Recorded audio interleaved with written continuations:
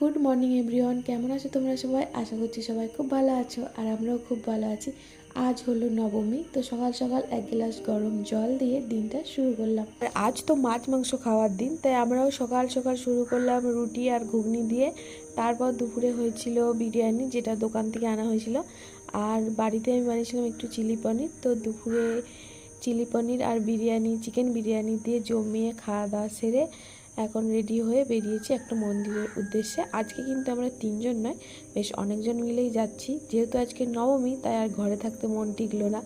সবাই চারিদিকে ঘুরতে যাচ্ছে, ফোনে দেখছি, আর আমাদের তো এখানে কেরালাতে পুজো হচ্ছে না। তো কিন্তু মন্দিরগুলোতে এরকম নবরাত্রি হিসাবে পুজো হচ্ছে। হয়তো দুর্গা ঠাকুরের মূর্তিটা হচ্ছে না, কিন্তু যেখানে যেই মন্দিরে যেই ঠাকুর আছে, তো সেই ঠাকুরেরই পুজো হচ্ছে, অনুষ্ঠান আর সব হচ্ছে দেখছি। তো সেরকম আগের দিনও একটা মন্দিরে গিয়েছিলাম, আজকেও সেরকম আর একটা মন্দিরে গিয়েছিলাম। মন্দিরের চারিপাশের লোকেশনটা এতটা সুন্দর, ভিউটা কি বলবো। এই পাশেই নদী ছিল, নদীর উপরে আবার একটা ব্রিজ করা ছিল। তো প্রথমে ওই ব্রিজে গিয়েছিলাম, দিয়ে ওখান থেকে ঘুরে এসে মন্দিরে ঢুকেছিলাম। কিন্তু আমরা একটু তাড়াতাড়ি চলে এসেছিলাম, সেই জন্য দেখছি মন্দিরের গেট খুলেনি। তো এখান থেকে প্রণাম করে একটু মন্দিরের চারিপাশটা ঘুরছিলাম। এই যে মন্দিরের চারিদিকে প্রদীপ ঝুলানো আছে, সলতে তেল দিয়ে সব কিছু রেডি করাই আছে। 7টার সময় আরতি হবে, তো তখনই এই প্রদীপগুলো সব জ্বালানো হবে। বেশ সুন্দর দেখতে, মানে দারুণ সুন্দর লাগছিল দেখতে। আর এইটা হলো মন্দিরের ঘাট, যেটা দেখতে খুবই সুন্দর। মনে তো হচ্ছিলো জলটা দেখে এখানে স্নান করি। তো কী আর করা যাবে, আমরা তো বিকালে গিয়েছিলাম, জামা কাপড় কিছু নিয়ে যাইনি। তো মানে পরিবেশটা খুব সুন্দর, একদম শান্ত স্নিগ্ধ, চারিদিকে গাছপালা, জল, খুব সুন্দর লাগছিল।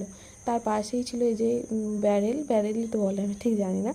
তো ওখানেও একটু গিয়েছিলাম, কারণ ওই টাইম পাস হচ্ছিলো, মন্দিরে গেট খুলছিল না, তো সেই জন্য।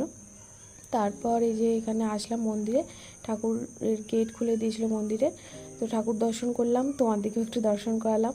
আর চারিদিকটা দেখো কতটা সুন্দর করে সাজিয়েছে। তো এরা সারা বছর সাজায় কিনা আমি ঠিক জানি না, আমি তো সেরকম মন্দিরে আসিনি কেরালাতে। কিন্তু এই অনুষ্ঠান হচ্ছে বলে, এখন নবরাত্রি অনুযায়ী অনুষ্ঠান হচ্ছে বলে হয়তো সেই জন্যই এত সুন্দর করে সাজিয়েছে। তারপর তো এরকম গান বাজনা হয়েই যাচ্ছে। তো এই যে প্রদীপ ধরাচ্ছিলাম, সবাই প্রদীপ ধরাচ্ছিল দেখে আমরাও গেলাম, তো আমরা দিকেও ধরাতে দিল। তো এইটা ধরিয়ে তারপর মন্দিরের চারিদিকে সব প্রদীপও ধরাচ্ছিলাম। আরও আমার সাথে সাথে আরও অনেক সবাই ধরাচ্ছিল, এখানকার মানুষজন যারা শাড়ি টাড়ি পরে সেজে গুজে সব গিয়ে সব প্রদীপ ধরাচ্ছিল। তো আমরাও সেজে দেখি ধরাচ্ছিলাম। তো এখানে শাড়িটাকে খুব মিস করছিলাম, ভাবছিলাম যদি একটা শাড়ি আনতাম তো পরে আজকে আসতে পারতাম, বেশ ভালো। তো যাই হোক, ঠাকুর দর্শন করে এই যে আমরা বাইরে চলে এসেছি, এখন যাব বাড়ি। আর দেখো মন্দিরটা বাইরে থেকে কতটা সুন্দর লাগছে। তো এই ছিল